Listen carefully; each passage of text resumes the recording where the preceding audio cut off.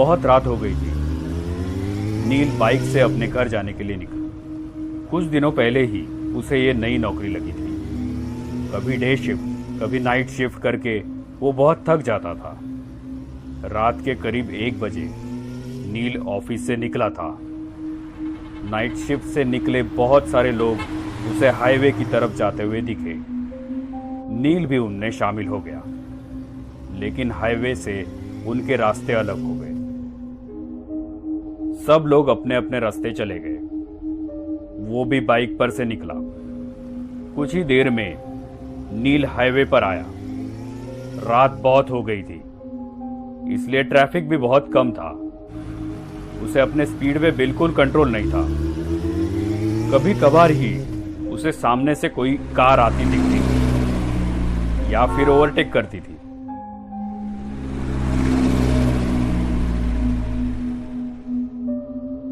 अभी उसने main highway छोड़ के कच्चा रास्ता पकड़ लिया था। वो रास्ता और भी सुनसान था। अभी बाइक के हेडलाइट में सिर्फ काला रास्ता दिख रहा था, बिल्कुल एक काले सांप की तरह।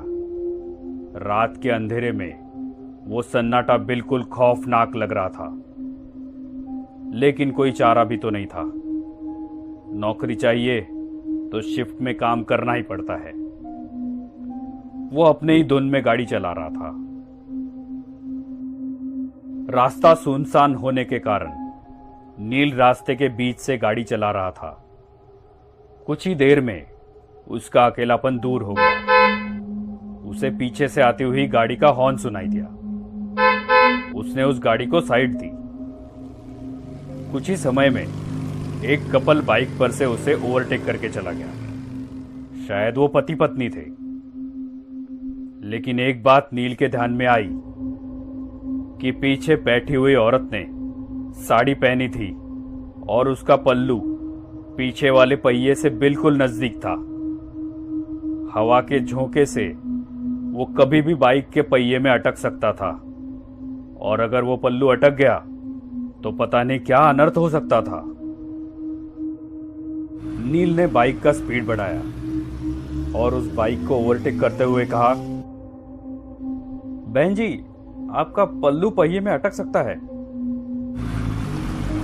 ऐसा कह के नील आगे निकल गया।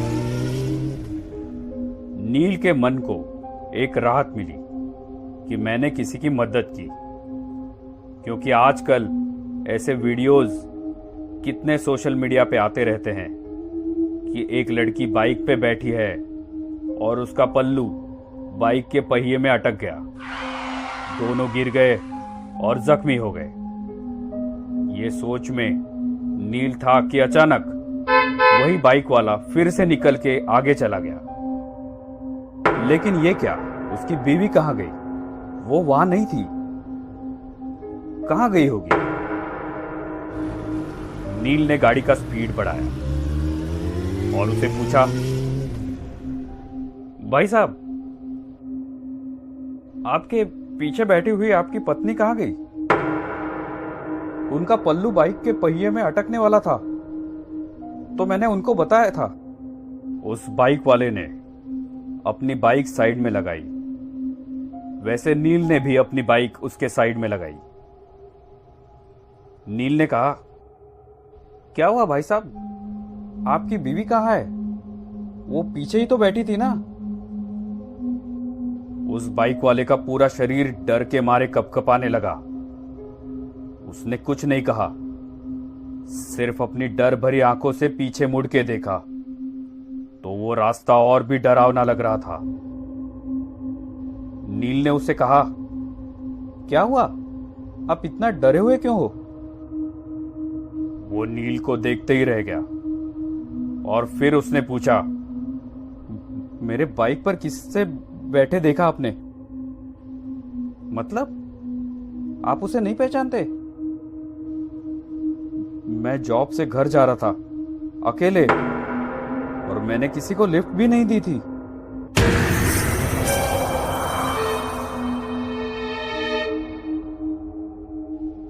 उसकी बातें सुन के नील के रोंगटे खड़े हो गए। दोनों ने एक दूसरे को देखा और एक साथ पीछे देखा तो उन्हें रात की गहराई में एक धुंधली सी परछाई दिखी। वो देखते ही दोनों की आंखें खौफ से फटी की फटी रह गई।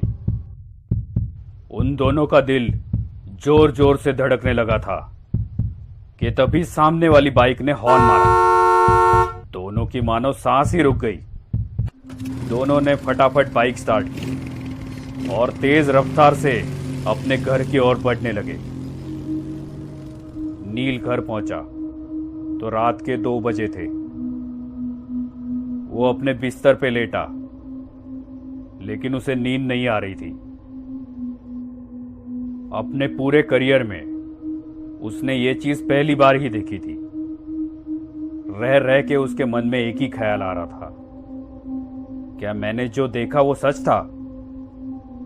कितनी बार वो वही रास्ते से गुजरा था, लेकिन आज तक उसे ऐसा खौफनाक अनुभव नहीं हुआ था। बाइक पे बैठी वो औरत, उसकी लाल साड़ी, लेकिन ये अनुभव एकदम असली था।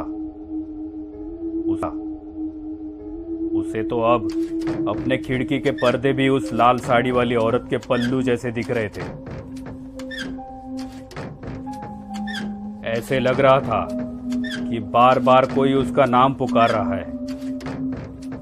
उसे तो अब खिड़की की ओर देखने के लिए भी डर लग रहा था। अपने खिड़की के पर्दे भी उस लाल साड़ी वाली वो पर्दा हिलता, कैसे मुमकिन है ये? बस उसे वही सब याद आता, लेकिन ये अनुभव एकदम असली था। उठा और उसने खिड़की बंद कर दी। अपने खिड़की के पर्दे भी उस लाल साड़ी वाली औरत के पल्लू जैसे दिख रहे थे। ऐसे लग रहा था उस औरत ने नील के ऊपर छलांग लगाई, नाम पुकार रहा है। नील डर के मारे चिल्लाने लगा। खिड़की की ओर देखने के लिए भी डर लग रहा था। देखा तो वो सपना था। जब भी वो पर्दा हिलता, बस उसे वही सब याद आता। वो उठा और उसने खिड़की बंद कर दी। मैं कुछ ज्यादा ही सोच रहा। वो मुड़ा और सो गया। काम पे भी नहीं। उस औरत ने नील के ऊपर छलांग लगाई। कितने दिन तक करने वाला था? नील डर के मारे चिल्लाने लगा, लेकिन उसका ध्यान था वो सपना था। बार बार वो घड़ी देख रहा था। 12:30 बज गए। शिफ्ट खत्म हो गई। सोचा मैं कुछ ज्यादा ही सोच रहा हूं। बाइक पे बैठा और सो गया, लेकिन उसके पैर कांपने लगे थे। नील 2 दिन काम पे भी नहीं गया। सोच सोच में वो कब हाईवे से निकल के कच्चे रास्ते पे आया, ये उसे पता ही नहीं चला। वो काम पे चला गया। अब उसे ज्यादा डर लगने लगा। काम में नहीं था। बार बार याद आने देख रहा था कि पीछे से एक गाड़ी का हॉर्न सुनाई दिया। शिफ्ट खत्म हो गई। नील के रोंगटे खड़े हुए। वो अपने बाइक पे बैठा। वो औरत फिर से उस आदमी के पीछे बैठी हुई होगी। उसके पैर कांपने लगे थे। क्या वो मुझे फिर से दिखेगी? सोच सोच में वो कब हाईवे से निकल के कच्चे रास्ते पे आया, उसे उसके हाथ से पता ही नहीं चला। शरीर से ज्यादा डर लगने लगा गया था। उसे सब याद आने लगा। दूसरी बाइक से एक गाड़ी का हॉर्न सुनाई दिया। नील के रोंगटे खड़े हुए। नील ने सोचा मैं उसके पीछे देखूंगा। वो औरत फिर से उस आदमी के पीछे बैठी हुई होगी, लेकिन आखिर उसने वो मुझे फिर से दिखेगी?